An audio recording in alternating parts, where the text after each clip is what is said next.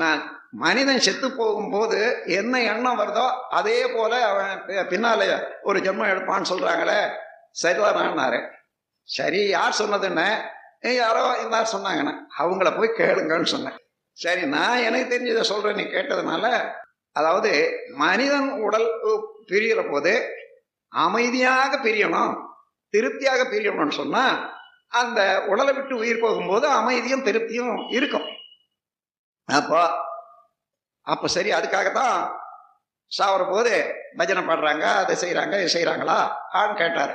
ஆமா, சாவர போது செய்யறது நிலைக்காது, அங்க பாடுறவனோட தான் சரி.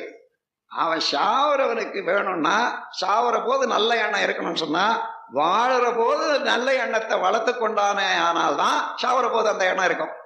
ஆகவே இது அன்னைக்கு நினைச்சுக்கா போகுது என்னட்டு இன்னைக்கு எல்லாம் செய்துட்டு வரக்கூடாது.